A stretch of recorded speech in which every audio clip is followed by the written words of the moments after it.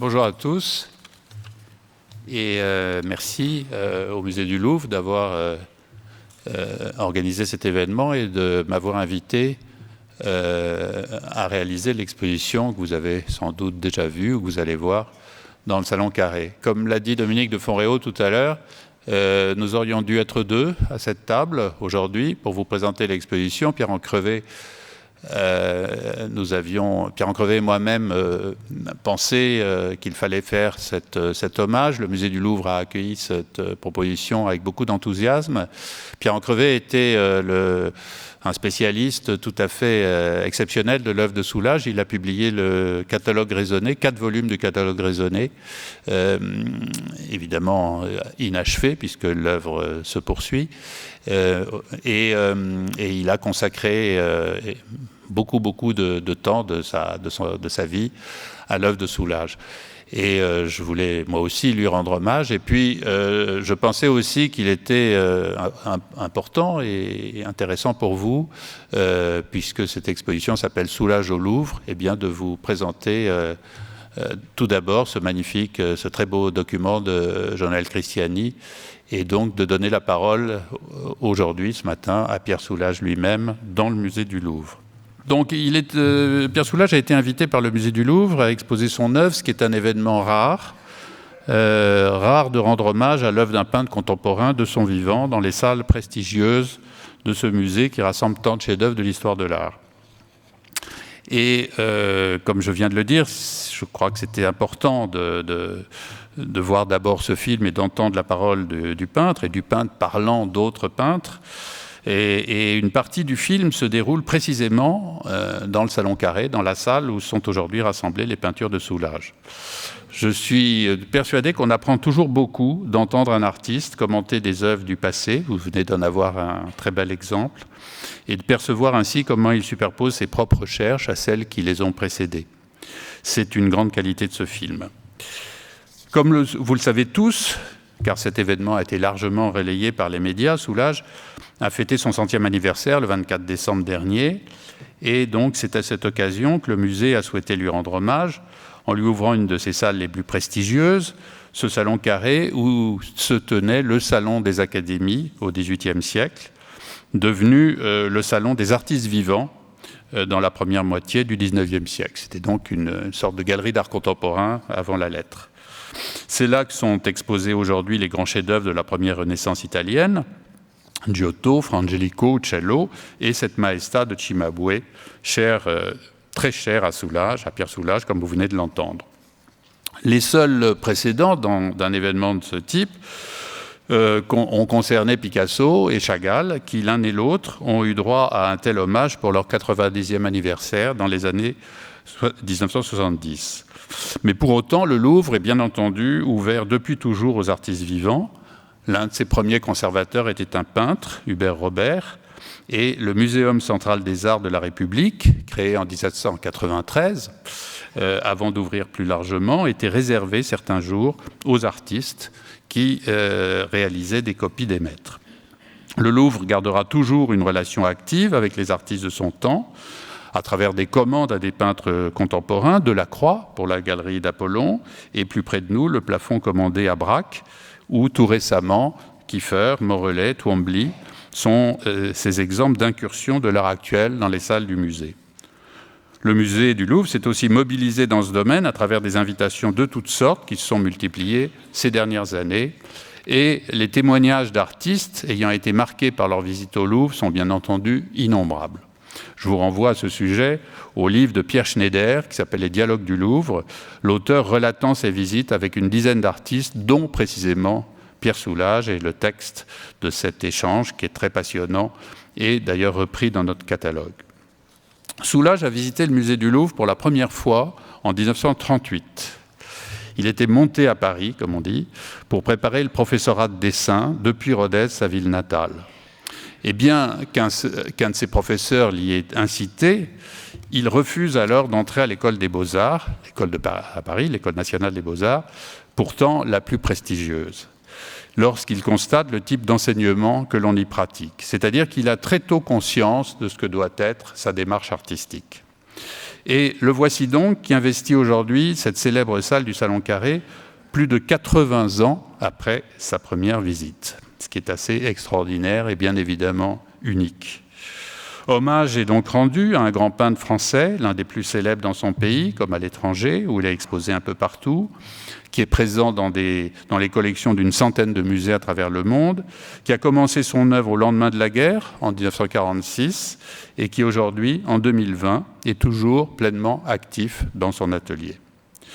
Cette exposition ne saurait se présenter comme une rétrospective exhaustive, le Louvre n'était pas le lieu pour cela, et avec Pierre Encrevé, nous avons pensé, avec l'accord de l'artiste, que le plus adapté serait de parcourir la trajectoire de ce peintre en un nombre forcément restreint d'œuvres qui témoigneraient de sa démarche au cours de 8 décennies. Pourquoi cette exposition au Louvre ?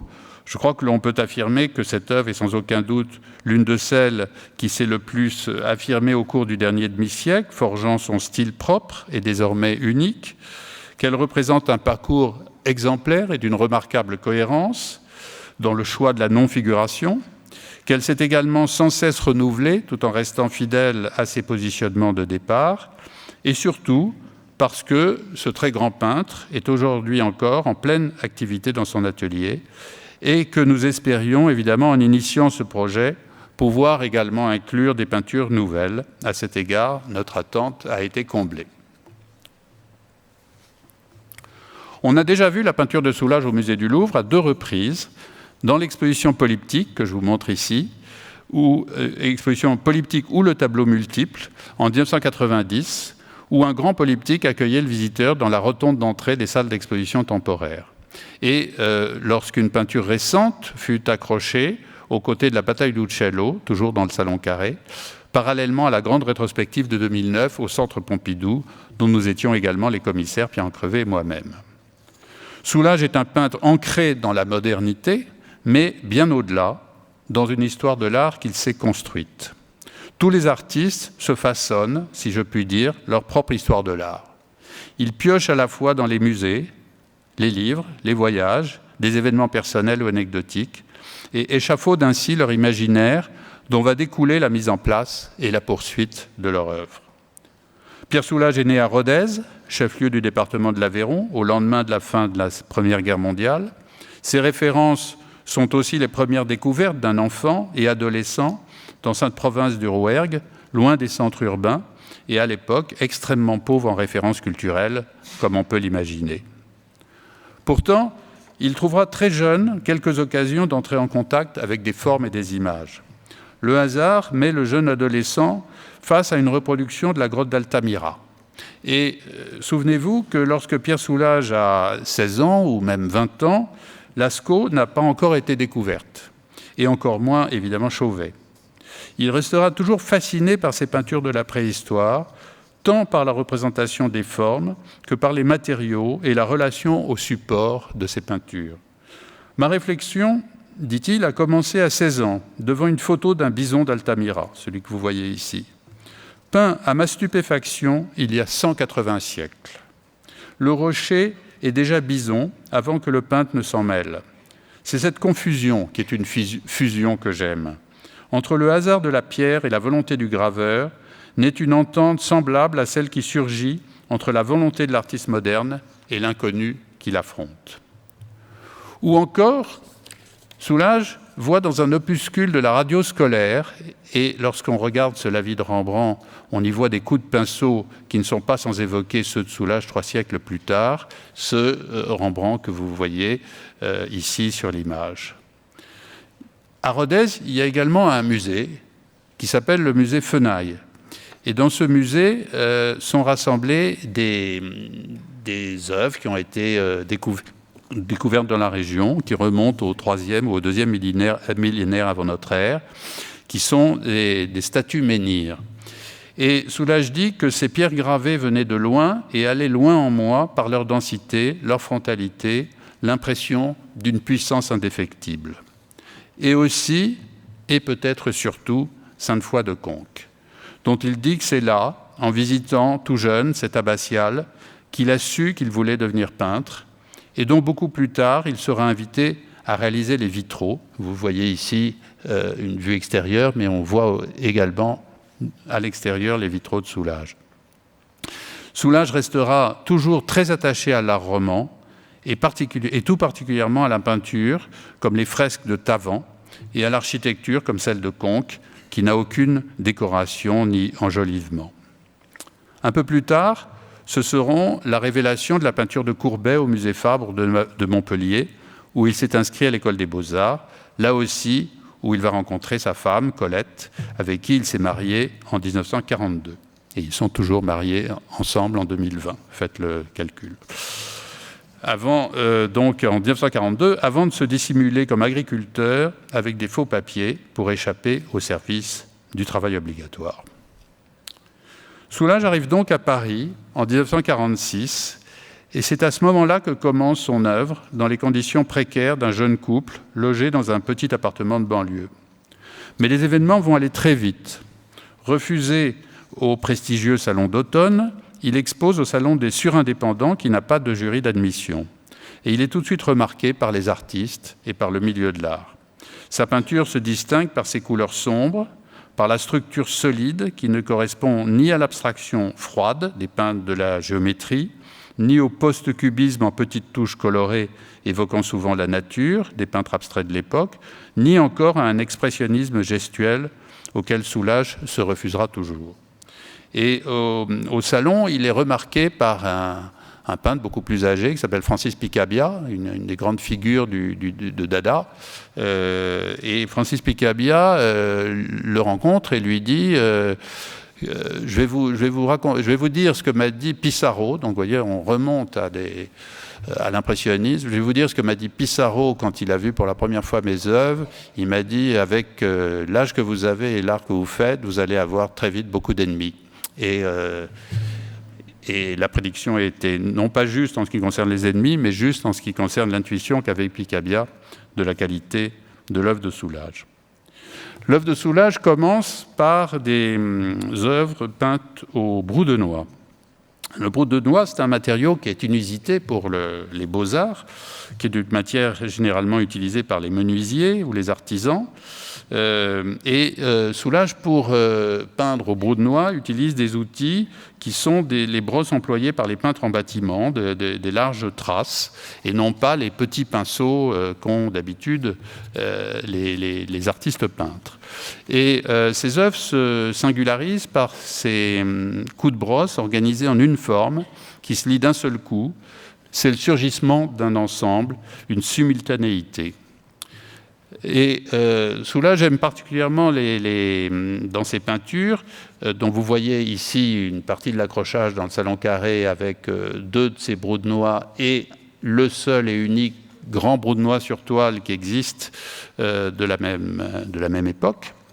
Dans ces peintures, Soulages aime particulièrement les ocres profonds, opaques et lumineux qui font vibrer le fond clair. L'esthétique est rude et sans affaîtrie, et son propos est déjà, comme il le sera tout au long de l'œuvre, de révéler la lumière, ici par le biais de contrastes entre le sombre et le clair, le noir et le blanc.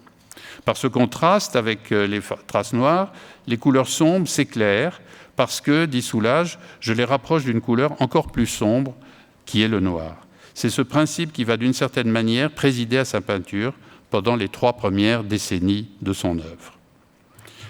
En 1948, après qu'il ait exposé des œuvres comme celles que vous venez de voir au Salon, il est invité à une exposition sur l'abstraction française en Allemagne. C'est évidemment quelque chose d'assez étonnant de penser qu'en 1948, après que des peintres abstraits allemands aient été invités à Paris à montrer leurs œuvres dans un salon, à leur tour, des peintres de la scène française abstraits étaient invités à montrer leur œuvre en Allemagne dans différents musées. La guerre venait de se terminer très peu de temps avant.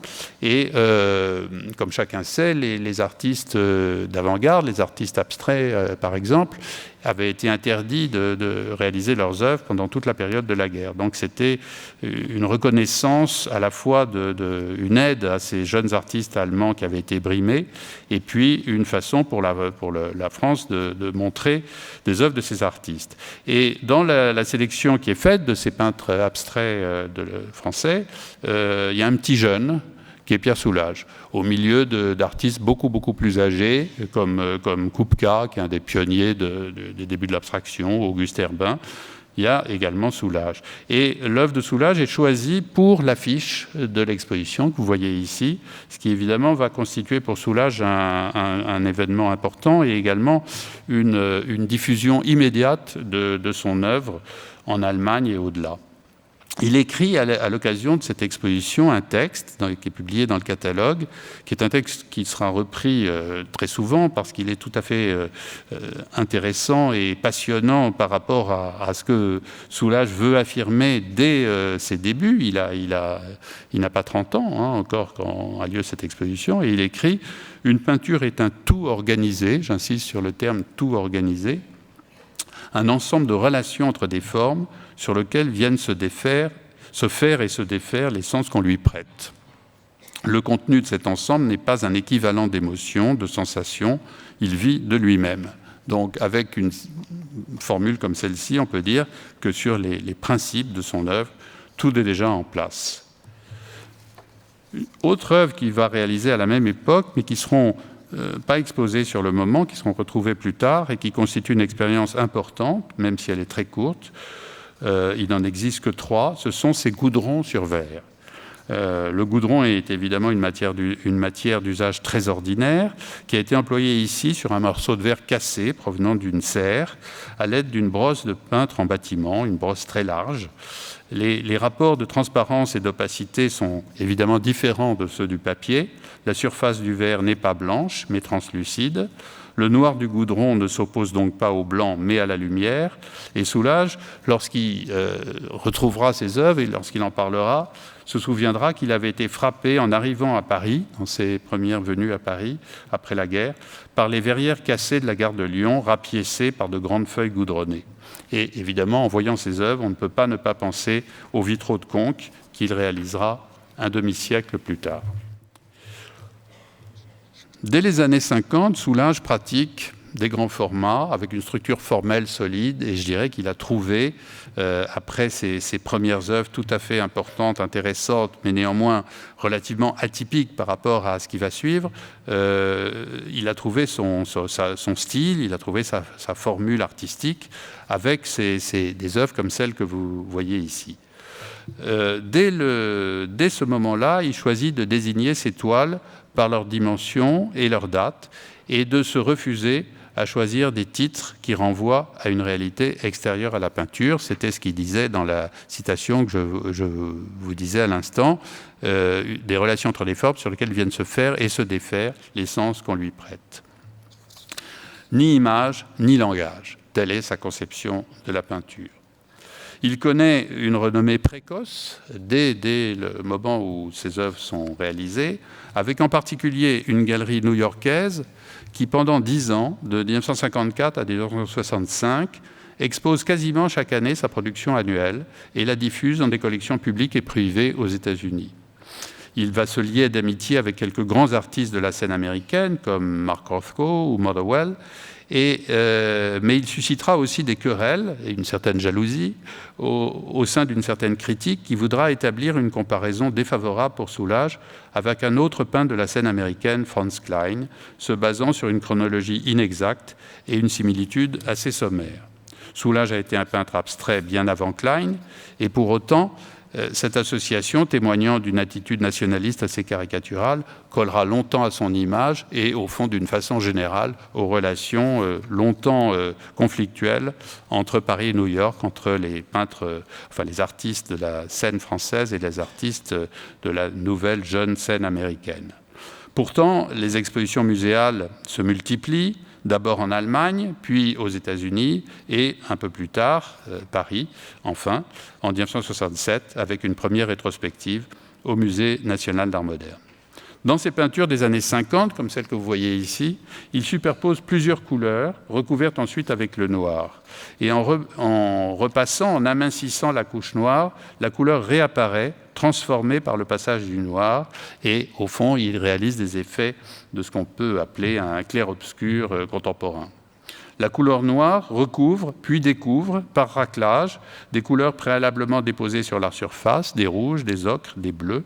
Cette manière d'appliquer la matière peinte permet de donner à la couleur sombre un éclat en la magnifiant, mettant en avant un travail de la lumière et de la transparence. Soulages sera souvent qualifié de peintre du noir, appellation très abusive et sommaire, tant sont multiples les usages qu'il a fait de la couleur, ayant en commun une recherche de luminosité extraite de la matière. Mais ceci ne veut pas dire que cette couleur, le noir, dans tout ce qu'elle permet au peintre d'envisager, n'est pas ici exaltée.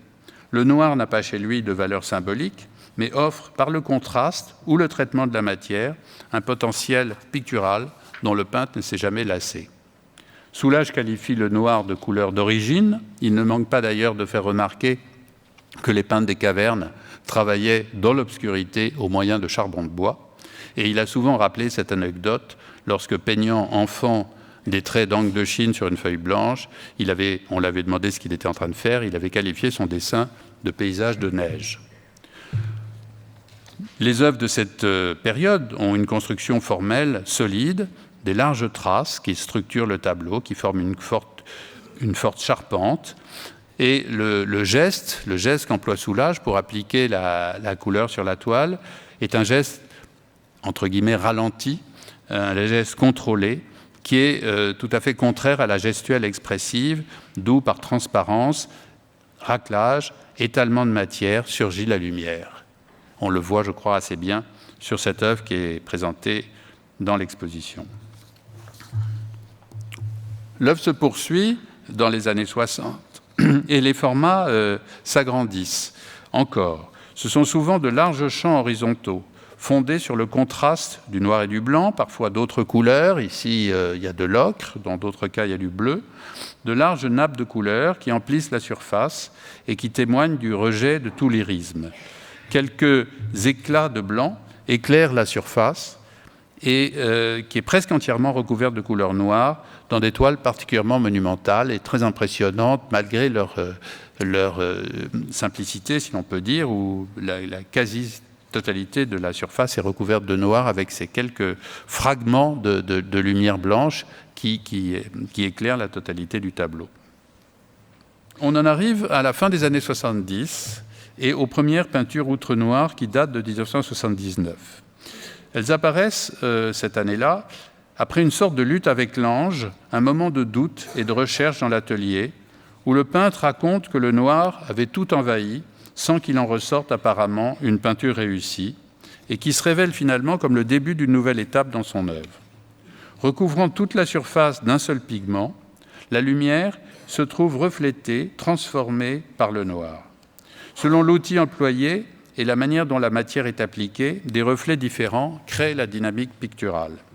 Et cette peinture, intitulée 14 avril 1979, qui se trouve dans l'exposition du Louvre, est la première où la peinture noire recouvre la totalité de la surface et où seule la façon d'appliquer la matière entraîne une réflexion de la lumière avec de multiples variantes. Ici, comme vous pouvez l'imaginer, la partie supérieure a été peinte avec une lame qui a lissé en quelque sorte la couleur, et le reste, tout en haut et surtout toute la partie à partir du premier tiers jusqu'en bas, est réalisé avec une brosse qui fait des stries sur la matière. Donc, dans ces œuvres, il y a en quelque sorte une annulation de la figure et du fond qui se confondent en un seul. Soulages explique, dans l'étalement, je le cite, « Dans l'étalement de l'unique noir de ces peintures noires, ce sont des différences de texture, lisses, fibreuses, calmes, tendues ou agitées, qui, captant ou refusant la lumière, font naître les noirs gris ou les noirs profonds. » Donc, pour bien comprendre, ces peintures sont réalisées avec un seul pigment, un seul pot de peinture. Mais, je cite à nouveau Pierre Soulages, la physique de la lumière qui y est en jeu n'est pas celle qui habituellement voit chaque pigment réfléchi par sa longueur d'onde, qui correspond à sa couleur. Ici, c'est la texture de la surface, striée ou lisse, qui change la lumière et fait naître des valeurs différentes. On n'est donc pas en présence d'une peinture monochrome, certainement pas, bien que réalisée avec une couleur unique, Et si on veut les caractériser, on pourrait dire que ces œuvres sont monopigmentaires.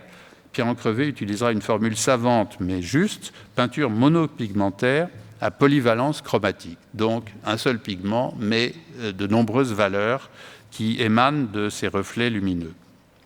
Plus qu'une rupture, dans l'œuvre de Soulages, c'est un renouvellement.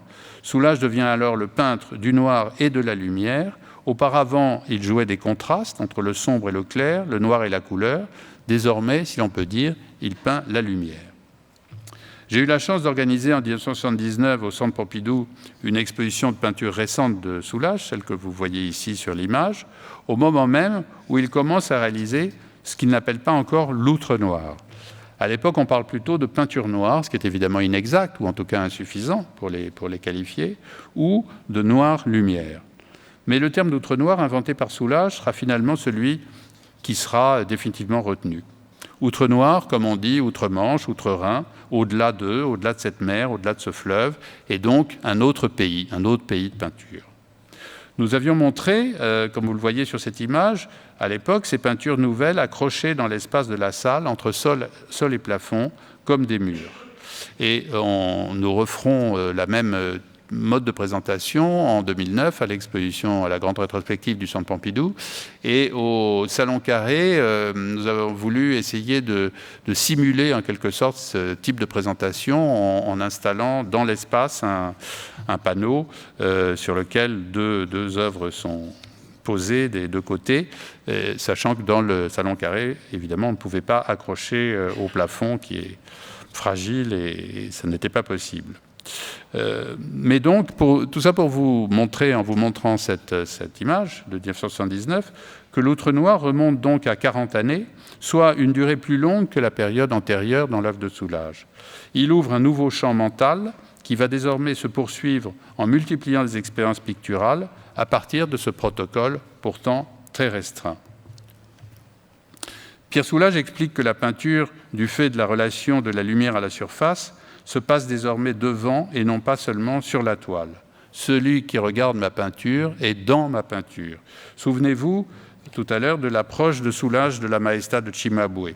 La lumière, disait-il, y est réfléchie par les surfaces d'or. Elle vient du tableau vers nous. L'espace est devant le tableau et nous qui le regardons sommes dans l'espace de ce tableau. Et comme Soulages le disait dans le film, il analyse en quelque sorte sa vision de l'œuvre de Cimabue avec évidemment la pensée des œuvres de ces œuvres outre-noires qu'il peint au même moment. Et donc il analyse en quelque sorte ses œuvres par rapport à cette œuvre, par rapport à son propre travail. La peinture outre-noir se transforme selon la lumière réfléchie, selon l'éclairage du mur de la salle, selon la position du spectateur. Ici, je vous montre deux vues différentes de ce polyptyque, ici et là, vous le voyez dans l'exposition du Louvre, sur la droite de l'image, et vous voyez comme la peinture n'a pas la même apparence selon sa luminosité, selon la manière dont on l'appréhende. Évidemment, il va de soi que ces peintures sont extrêmement difficiles à traduire en photographie et que rien ne remplacera le regard que vous aurez directement sur cette œuvre dans la salle. Pierre Soulages a souvent répété que la réalité d'une œuvre, c'est le triple rapport entre celui qui a peint cette toile, la toile elle-même et celui qui la regarde. Reprenant et complétant la formule de Marcel Duchamp, selon laquelle ce sont les regardeurs qui font les tableaux. Et Soulages ajoute à cette formule de Duchamp, ce qu'il a d'ailleurs évoqué dans le film, la notion de chose, c'est-à-dire la peinture qui est une chose, et la peinture fait partie de cette réalité entre le spectateur et le créateur, le spectateur. Il y a évidemment l'objet même, la chose même, qu'est la peinture. Pendant les 4 décennies qui vont suivre cette première œuvre que je vous montrais tout à l'heure de 1979, et nul ne pouvait le soupçonner au départ, Soulages va continuer d'explorer cette voie de l'outre noir en ne cessant de la compléter, d'expérimenter des solutions différentes.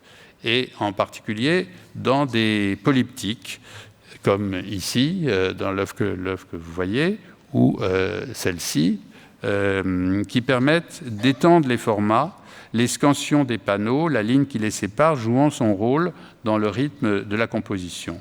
Il s'agit d'introduire une rupture dans la continuité d'une surface. Et ce qui pourrait être une monotone en quelque sorte, par la scansion, par la réflexion lumineuse changeante, crée la dynamique de la peinture. Il va aussi multiplier les approches de la surface et des outils pour y inscrire la matière. Il lui arrivera d'utiliser un bâton qui va entamer la surface de couleur, ou un bout de carton.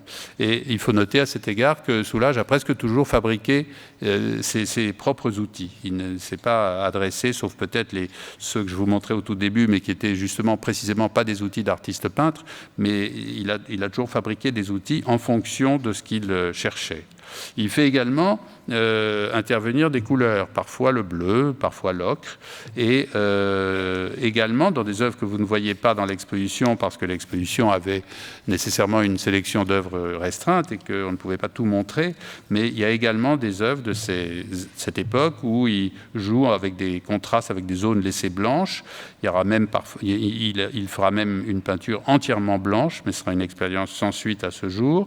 Il utilisera le collage. Enfin bref, il va démultiplier de façon très considérable ce travail qui aurait pu apparaître a priori comme quelque chose de très réducteur et de très répétitif, ce travail de l'outre noir. À partir de 2004, il utilise la peinture acrylique. Avant, il peignait à l'huile et il commence à utiliser l'acrylique en 2004. Et ça lui permet de travailler autrement la matière, d'avoir des épaisseurs et des effets de bas-relief, également contraster des parties mates et des parties brillantes. Vous en avez un exemple très représentatif sur ce polyptyque, et de multiplier ainsi les expériences nouvelles en gardant la dynamique et le renouvellement de cette peinture outre noire qui pourrait être monotone, comme je disais.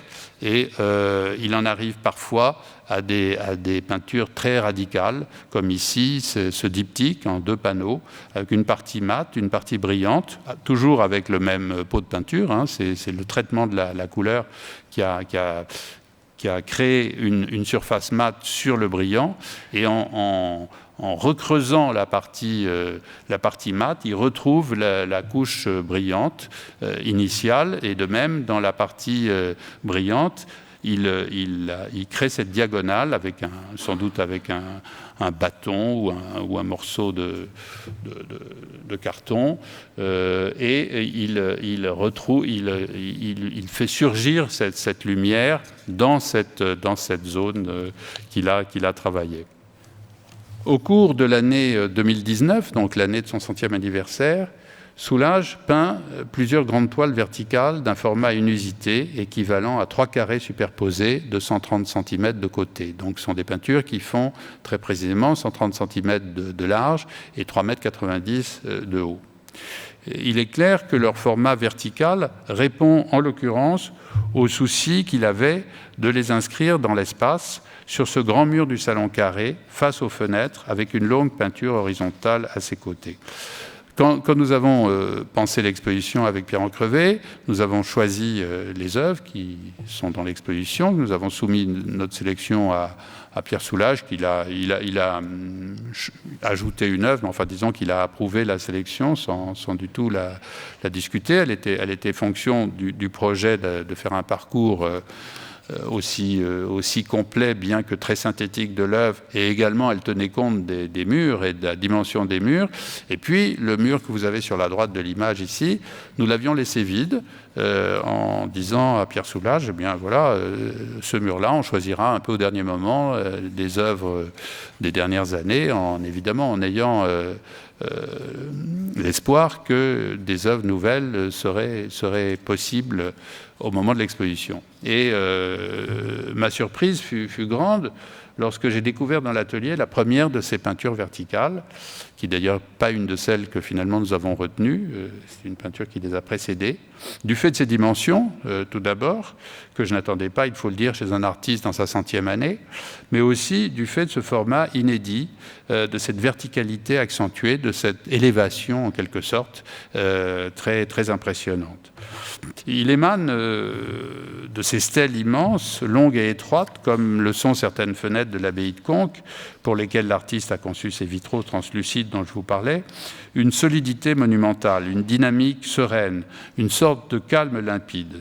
Et Pierre Soulages a eu la gentillesse de me dire plus tard que ma réaction enthousiaste devant la première de ces peintures, je dois dire que j'étais complètement bouleversé de voir une peinture de cette taille dans l'atelier, cette réaction l'a encouragé à poursuivre, et du coup il a réalisé plusieurs peintures de ce même format, et 3 sont présentées dans l'exposition, après moult discussions d'ailleurs, parce que Pierre Soulages, qui est toujours très attentif sur les accrochages, hésitait beaucoup sur la façon dont on devait les montrer. Il voulait en montrer que 2. Je pensais que 2 ne suffirait pas à occuper l'espace, et de fil en aiguille, on est arrivé à cette proposition de 3 œuvres, mais présentées volontairement de façon asymétrique pour ne pas former un faux triptyque, que ça n'est pas, et donc de trouver une dynamique sur le mur par le biais de l'accrochage. Ces peintures se caractérisent par une accumulation de lignes horizontales très serrées, de stries parfois profondes, parfois plus éloignées, mais d'intensité irrégulière, associées à d'autres zones en larges aplats, offrant une rythmique pleine et soutenue sur toute la hauteur. Le regard est conduit à voir ces toiles en allant de haut en bas ou de bas en haut, après la première appréhension globale. Et tout à l'heure, je revoyais le film avec vous et je l'entendais qui parlait du Cimabue en disant qu'on le regardait de bas en haut, de haut en bas, et je me disais, tiens, il y a forcément quelque part un souvenir du Cimabue dans ces peintures. Elle se caractérise donc, vous disais-je, par cette accumulation de lignes. Face à ces toiles, le temps est là, immobile, suspendu dans le tableau, aussi immobile que le châssis et la toile, c'est-à-dire une forme de temps suspendu dans la durée. Avec ces peintures toutes récentes, on ressent le sentiment d'être hors du temps, au sens où l'histoire de l'art serait une succession de ruptures inscrites dans des moments successifs, et ces stèles hiératiques, qui sont certes nos contemporaines, peuvent aussi renvoyer aux pierres dressées des sites néolithiques, à la révélation des menhirs gravés pour l'adolescent qui était Soulages dans les années d'avant-guerre trouve à nouveau sa résonance dans ces peintures tout à la fois profondément actuelles et sans référence nécessaire à une époque particulière. Et à cet effet, je trouve que pour le visiteur du Louvre, donc, qui vient de la salle des États où il a vu la Joconde, qui vient de la Grande Galerie où il a vu tous ces grands chefs-d'œuvre de la peinture italienne et ainsi de suite, lorsqu'il arrive dans cette salle aujourd'hui, il me semble qu'il a certes un choc, une surprise, mais qu'en même temps, il ne me semble pas du tout que ces œuvres apparaissent comme incongrues, déplacées par rapport à ce qu'il a vu précédemment ou ce qu'il verra après. Je trouve que ces œuvres sont, comme je disais, hors du temps. Et elles sont aussi une magnifique illustration de ce qu'affirmait le peintre il y a déjà longtemps.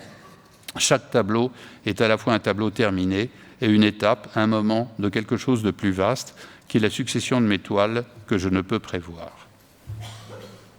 Donc, je dirais en conclusion que la peinture, dit Soulages, ne m'intéresse que dans la mesure où elle me ménage des possibilités d'aventure. Et créer une lumière picturale, c'est-à-dire une lumière qui n'appartient qu'à la peinture, qui vient de la peinture, a été depuis le premier jour le fondement de sa recherche, bien plus que le choix exclusif d'une couleur. C'est ce que je peins qui m'apprend ce que je cherche, a souvent déclaré Soulages. Chaque peinture est donc cette nouvelle aventure, cette énergie créatrice, cette volonté d'expérimenter, qui est le caractère constant de cette œuvre que le musée du Louvre aujourd'hui. Et pour finir, je vous montre une image du musée de Rodez, du musée Soulages, qui existe depuis quelques années, que Soulages a voulu, en confiant à ce musée en particulier un ensemble tout à fait important de ces premiers Broudnois, mais bien au-delà. C'est un musée très riche. Et d'ailleurs, dans le cadre de ce programme de conférence, le directeur du musée Soulages, Benoît Decron, viendra vous le présenter ici même le 13 février. Je vous remercie.